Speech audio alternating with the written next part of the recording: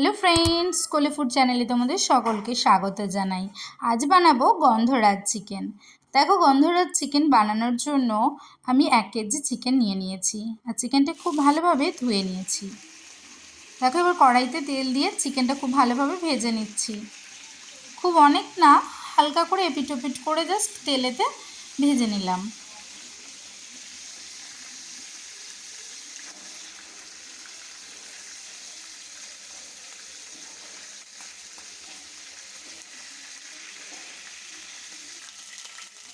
দেখো, এবার তেলেতে গোটা গরম মশলার ফোড়ন দিয়ে দিয়েছি। গরম মশলাটা হালকা একটু সুন্দর সেন্ট বেরিয়ে আসবে ভাজা হয়ে গেলে, তারপর দিয়ে দেব কেটে রাখা পেঁয়াজগুলো। দেখো, এবার পেঁয়াজ কুচিগুলো দিয়ে দিলাম, দিয়ে খুব ভালোভাবে পেঁয়াজ কুচিগুলো ভাজা ভাজা করে নেব।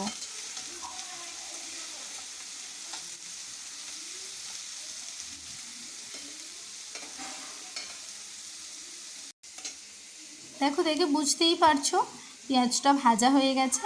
এবার দিয়ে দেব পরিমাণ মতো আদা, রসুন আর কাঁচা লঙ্কার পেস্ট। এখন একটা ছোটো সাইজের চামচ নিয়েছি, সেই চামচটা 4 চামচ দিলাম। তোমরা তোমাদের চিকেন অনুযায়ী পরিমাণ মতো আদা রসুনের পেস্টটা দেবে। দেখো, এবার আদা রসুনের কাঁচা গন্ধটা যতক্ষণ না যাচ্ছে ততক্ষণ আমি মশলাটা ভেজে নেব ভালো করে।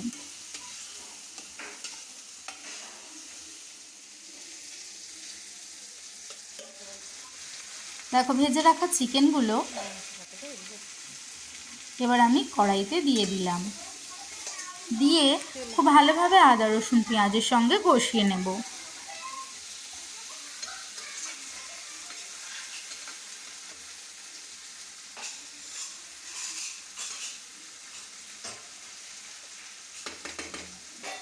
দেখো, এবার আমি একটা 100 গ্রাম টক দইয়ের বাটি নিয়েছি। 100 থেকে 150 গ্রাম তোমরা দেবে, এর থেকে বেশি দেবে না। 100 গ্রাম টক দই, আর এই দেখো আমি একটা গন্ধরাজ লেবু নিয়ে নিয়েছি।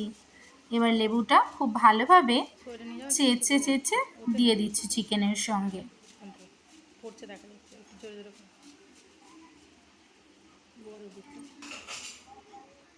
দেখো, এবার দিয়ে দিলাম স্বাদ মতো নুন।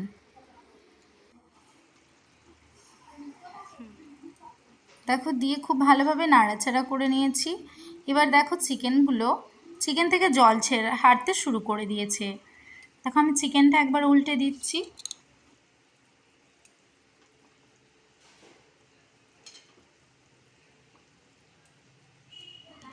ঠিক এইভাবে চিকেনটা খানিকক্ষণ অন্তর অন্তর 10 মিনিট অন্তর অন্তর নাড়াচাড়া করে নেব। নিয়ে প্রায় আধ ঘন্টা চিকেনটা এইভাবে ঢাকা দিয়ে কষাতে থাকবো। চলো, আমি চিকেনটা এখন ঢাকা দিয়ে দিচ্ছি। দেখো, আবার খানিকক্ষণ পরে আমি নাড়াচাড়া করে দিচ্ছি। কেন বলো তো, বারবার নাড়াচাড়া করে দিলে চিকেনটা নিচে বসে না। দেখো, এবার চিকেনটা রেডি, আমি নামিয়ে নিলাম। নামিয়ে ভাতের সঙ্গে সার্ভ করছি। ততক্ষণ তোমরা আমার চ্যানেলটা লাইক, ফলো, শেয়ার করে দিও। আর কমেন্টে জানাবে গন্ধরাজ চিকেন রেসিপিটা কেমন হয়েছে, আর তোমরা কিভাবে বানাও সেটা একটু বলো। রেসিপিটা যদি তোমাদের ভালো লাগে থাকে তাহলে অবশ্যই একটা লাইক, ফলো, শেয়ার করে দিও। দেখা হচ্ছে পরের ভিডিওয়ে। ধন্যবাদ।